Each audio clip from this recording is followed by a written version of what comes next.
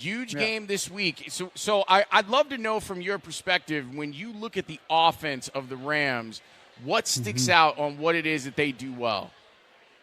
What doesn't stick out, right? Sean McVay, probably the best play caller in the league. The fun thing is to compare him to the Chicago Bears head coach, right? Say, man, these two guys are really good at what they do. And I've heard you guys talk all week about the similarities, and I heard Declan Doyle talk about why they're so similar and how they learned the Sean McVay offense by trying to put the pass concepts in for golf over there in Detroit.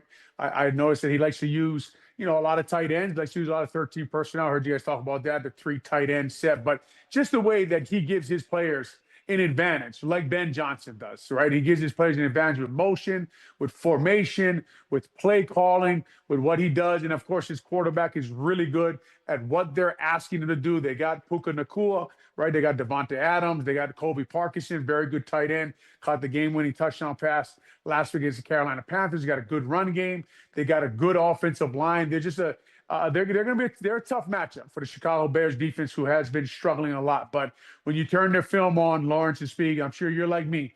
You leave impressed. You know they're a good football team. You know they got a good football coach who a lot of people think is the best play caller in the league. Interestingly enough, he started as a tight end coach like Ben Johnson did. So I wonder if that really helps them marry the pass and the run game together, gives them a different view in play calling, and they both show up and like to use their tight ends to out leverage the defense and get the matchups that they want. I think you're absolutely right about the tight ends coach position. Like, McVay has put guys he thinks have head coaching potential at the tight end coach spot for that exact reason. And Olin, you're the one who got me thinking about the 3 tight end sets, because you tweeted something hilarious about Ben Johnson and McVay looking at each other with the 2-3 tight end sets. How do you defend that? How do you defend that if you're the Bears? Especially because you might be in the nickel, you might be in the dime. You got Jalen Reeves-Maybin. They used a bunch last week as the 3rd linebacker and had him blitzing. What do you do against those 3 tight end sets? Yeah, you know that when you watch the Bears play the last 3 weeks, the first thing Sean McVay is going to do is he's going to test the run game at the defensive ends, right? He's going to try to run at Austin Booker and see if they can stop him. But what do the Chicago Bears do? What they did last week in the second half, right, was bring secondary pressure, bring cornerback blitzes, bring guys off the edge to set the edge for their defense, because they were struggling setting the edge with their defensive end. So I think it's the first thing you have to do is you have to maybe send some pressure to slow down the Rams' run game, especially with what the weather is supposed to be. Go out there and attack them, bring the same kind of intensity, the same kind of fundamentals, and the same game plan, and put it against the Rams. Now, obviously, as you guys know, the problem is Puka Nacua and Devontae Adams in the pass game, and Stafford, and this is the best quarterback you're going to see, and they can attack you also through the air. And we saw what the 49ers did against this Bears defense earlier in the year. We saw what the Bengals did against this Bears defense. So, Speaks, it's going to be a tough matchup, man. And they're going to have to switch things up, change coverages. I'm sure you guys had Bowen on earlier in the week, and he talked about how you got to try to hide the coverage from Stafford, try to get some pressure on him. This will be the 3rd backup right tackle that Montez Sweat will go against. We'd like to see him kind of get more pressures, dominate the football game, get in Stafford's face, make him uncomfortable. So those kind of things that they did last week in the second half, when, credit to Dennis Allen with TJ Edwards going out, and they got DeMarco Jackson at linebacker. And then, I'm probably like you guys, I had to look up who Reeves-Maybin was when I saw number 16 rushing the quarterback. And I'm like, who the hell is that? And I had to go to my roster, probably like you guys did, and he played a great game. All credit to him. And Andrew Billings got a little beat up last week. And, Grady Jarrett and Dexter and Chris Williams and Dominic Robinson, these guys competing out there. So they're going to have to play above their head a little bit, guys. They're going to have to play better defense than they have been playing, just because of who they're going against, what they can do against this 3 tight end set, change the look, change the personnel. Tough matchup for them, Speaks. Olin, earlier in the show, we were talking about an emotional roller coaster that fans have been on, where you win the game against Green Bay, everyone's excited about it. It feels like homecoming, feels like winning the state championship, stuff like that. And then if you're the Bears, it's like, okay, back to work. Now, I've known you a long time, and I know that with you, it's always the work. Like, the work gets you back in focus. So how do you imagine the Bears went from celebrating what they should have celebrated to getting back to work against a Rams team that looks really tough on film and on paper? Well, I think if you turn their film on, you say, man, I better get back to work, right? Like that team is a very good football team. We all know big win against the Packers, take nothing away from the Chicago Bears at all. But if they are the truth tellers they say they are, they stand up in front of that room and they say, look, man, we just got past this team that had Elton Jenkins out, Zach Tom out, Micah Parsons out, Devontae Wyatt out, Tucker Kraft out. We just the quarterback threw for 4 touchdowns. If you look at Jordan Love's stats, you wonder how the hell he lost that game. Chicago Bears, right? In 3 weeks, I think they scored like something like 34 points before the fourth quarter. And guess what, Lawrence Speaks? I gave them the 28 from the San Francisco game, so I didn't have to say 6, right? So we know they got to get back to work. They know that. They know this is a big game. Huge win for the Chicago Bears, but right on, man. Right on to the Rams. We're in the divisional round now.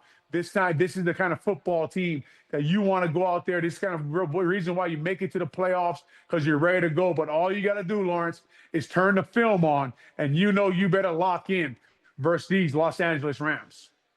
Olin, I don't know if you know this, but I was just inducted into the Intramural Flag Football Hall of Fame. He did not know that. I don't doubt it. What a center can run the post route. Yes. Well, this is my point. You know, linemen like you and me. Matt Sweet Feet Speeds. Sweet feet. Oh, let that one live Sweet forever. feet. Yeah, fleet feet. I'll take both of them. Linemen like you and me might be able to understand this. Like, I've been trying to talk about the cold, Olin, and obviously I jest awfully hard.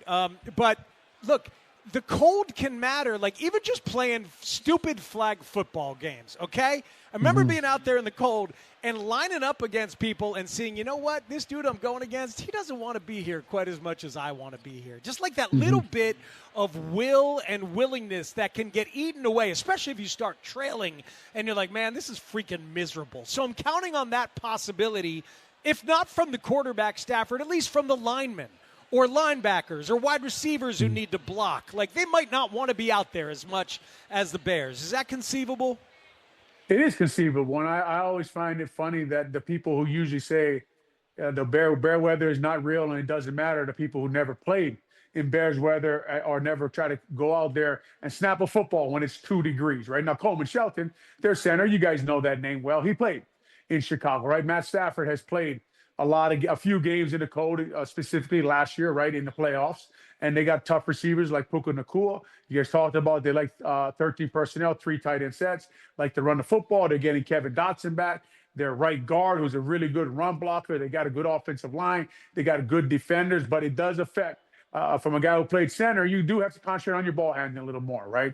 You do have to concentrate on getting the ball to the quarterback, taking care of the football. The Bears did have some problems with that last game. Now, we lucked out. It was a false start, right? But the football becomes extremely important. Holding on to the football becomes important. Some guys don't like to get hit in the cold. It will slow some guys down. Hopefully, DJ Moore put his long studs in this week. Don't want to see guys slipping around anymore out there on this turf over there at Soldier Field. So, yes, it does affect the game. It does affect what you're doing. But usually, good football players can handle it. The Rams have a lot of good football players, but it ain't Los Angeles. They'll get to the lakefront. They'll walk outside. Some guys might be shirtless. Some guys might be sleeveless for the Rams. But I'm going to tell you right now, they'll go back in their locker room, look at each other and say, it's pretty cold out there, right? It's pretty cold out there today. And I always say the cold player is probably the one getting his butt kicked the most. Oh, see, I love that. All right, who's the 6th offensive lineman? Like, who Ben Johnson might use for some of the heavy set plays? Like, that was Ozzie early on. It was Theo once Ozzie started. It's probably Braxton, right? It has Braxton practice that stuff. Does he run that stuff? Like, do you line up Braxton at tackle and let Theo be that 6th guy? Like, I wonder how that's going to play out. Yeah, you look at this roster and you look at their options and you're like, okay, the assumption is that Theo Benedict will start. That's who we've seen, right? Hasn't looked great the last 2 or 3 weeks. So, and was it Braxton Jones or is it Jordan McFadden, another guy that they have given a spot to? Or, the only other option you can see at left tackle is what the Chiefs did with Tooney. I don't know, what the Bears are actually thinking this week. I don't know what direction they actually go in. The assumption is Theo. That's who we've seen all year, right? But, if you really turn his film on the last 2 or 3 times you saw him and they really like him in that row at jumbo tight end, you start to wonder about all these other options like you guys are wondering about, right? And then, I know that Jordan McFadden and Newman is on IR and Ryan Bates. So I'll be honest with you, man. I mean, you know how much I look at offensive line play, you know how much I study it. I don't really know what they're going to do. The guess is Theo, but they could do anything out there and leave Theo at jumbo tight end, and then guys, all bets are off. Who plays left tackle? I don't know. Oh, the run game over the last couple of weeks hasn't popped the way that it did during the regular season. It was a real strength for the Bears. What are other teams doing to try and slow the Bears' run game down? Yeah, what they're really doing is the Bears like to do what I call combo blocking, right? Where they like to double team or work together up to the second level, up to the linebackers. So they like to get Jonah Jackson and Darnell Wright on a defensive lineman and move him back to the linebacker, or Dahlman and Tooney, or Tooney and Ozzie, or Theo, or Braxton, or whoever it may be. And they like to move guys back. What they're doing right now is what I like to call, what linebackers call triggering early, where if they think it's a run, they're just running downhill as fast as they can to get the combo blocks off the D lineman. And the timing is just a little off, working up to that player, Lawrence and Speaks. And the funny thing is, I went back to watch, and I thought to myself, when a linebacker is triggering early, what you want to do is attack right behind them, or you want to run some kind of counter play. And the Bears, you guys know, have tried a few counters the last few weeks, but they've been stopped for losses. Think about Luther Burden on that underneath handoff that Speaks flag football team likes so much. He got stopped for a 4-yard loss. And the Bears, Caleb, them are not attacking right behind the linebackers enough to keep them honest. So those are some of the things defenses are doing right now. A little more movement for the Bears offensive line, because they are so good that now you'll get a blitz movement, you'll get blitzes, and you'll get linebackers running downhill really fast to get the double teams off of their D linemen, hitting the holes. I actually thought about, and I'll do it right when I get off this call. I was going to send you guys, I thought this question was coming, Lawrence. I'll send you guys a video of Adrian Cooper doing that exact thing, getting downhill fast, just so you guys can see what we're talking about here and what the Chicago Bears offensive line is dealing with. Making us smarter. Smarter, man. We appreciate it. Yeah, we truly do. So, look, you've played in a lot of big games in your career, and this is a huge game for the Bears this weekend. What are things that players need to keep in mind as they get ready for this game? The last 48 hours before kickoff, what do they need to be thinking about? Just don't try to do too much, right? Do your job, and in that, the time will come for you to make a play, right? They the Chicago Bears need to stay with what has got them there. What is their personality? What is their culture? A lot of times when you get to games like this, situations like this, everybody wants to be the star. Even coaches get like that. Everybody wants to be the guy who's the reason you won the game. Instead of just staying there, let the stars be the star. You do your job. Let Caleb play quarterback. I just got to play center. I get the ball to quarterback. I got to make my block. So nothing changes, nothing different. Ramp the intensity up, but stay within yourself. No guy's going to give you everything they got on every play. There's not going to be a play off. Hustle to the ball. You never know when the ball may pop out, and you jump on, recover that fumble that saves the day. Like, think about all the way back to last week, right, where it's 3rd down, and Ozzie Trapillo gets beat for a sack. It's a sack fumble, and he recovers it, and it's 4th and 19, and guess what? We make a field goal. Big field goal right there, right? So stay in the play. Stay within yourself.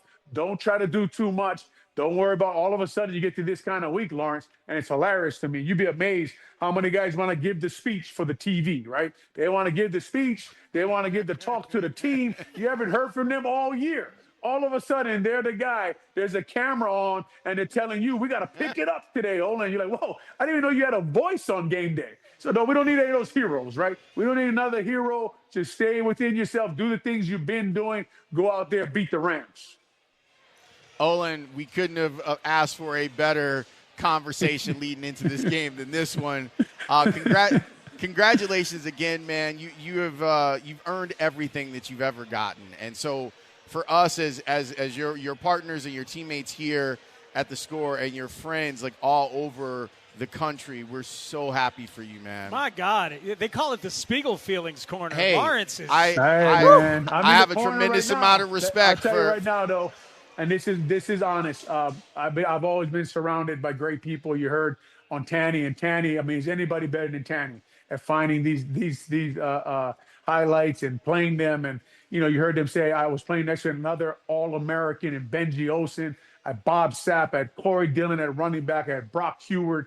It was easy to play center at the University of Washington. I've always been surrounded by great teammates, and that leads me to you two guys and makes the job being easy, man. And you get to feature yourself and talk and these kind of things. And Lawrence, you come on and you say, man, you're like, oh, man, congratulations. But guys like you and Speegs and Tanny and everybody there at the Score, I've been always lucky enough to have those kind of teammates that help me achieve the things that I achieve.